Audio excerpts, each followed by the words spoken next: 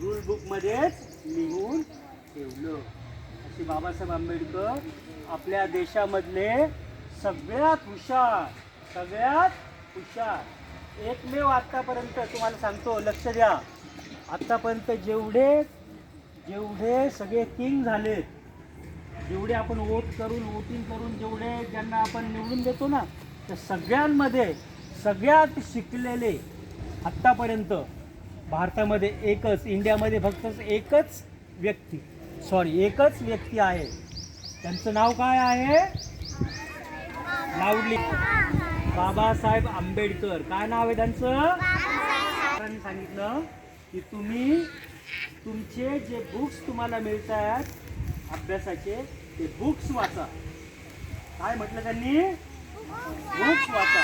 तुम्ही सगळे बुक्स वाचा. जेवढे तुम्हाला बुक्स वाचता येईल तेवढे बुक्स वाचा. आता तुमचे स्टडीचे जे बुक आहे ते तुम्ही वाचलंच पाहिजे. समजलं? तुम्ही जर तुमचं स्टडीचं बुक वाचलं ना, तर तुम्ही सुद्धा बाबासाहेब आंबेडकरांसारखे मोठे ऑफिसर होताल. समजलं? तसे छत्रपती शिवाजी महाराज हे ग्रेट किंग होते ना, हो की नाही? महात्मा फुले यांनी सुद्धा स्कूल सुरू केले, सगळ्यांना हेल्प केली. तसं आपण त्यांचा अभ्यास का करतो?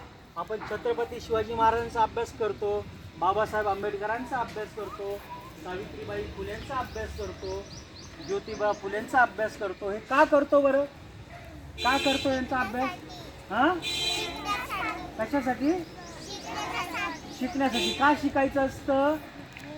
कारण आपल्याला सुद्धा त्यांच्यासारखं बनायचं असतं.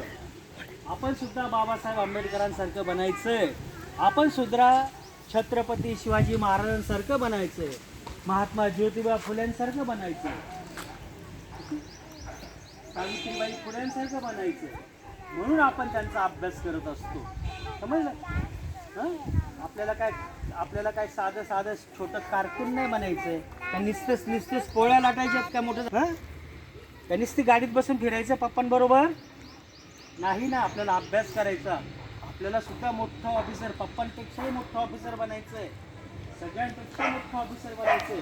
म्हणून आपण बाबासाहेब आंबेडकर, छत्रपती शिवाजी महाराज, महात्मा ज्योतिबा फुले, स्वातंत्र्यवीर सावरकर यांच्या कथा का वाचतो? कारण आपल्याला त्यांच्यासारखं बनायचं. आवडली तुम्हाला स्टोरी? मग क्लॅप करणार का नाही?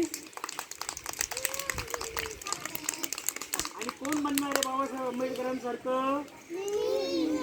कोण बनणार छत्रपती शिवाजी महाराजांसारखं? कोण बनणार झाशी की राणी लक्ष्मीबाई?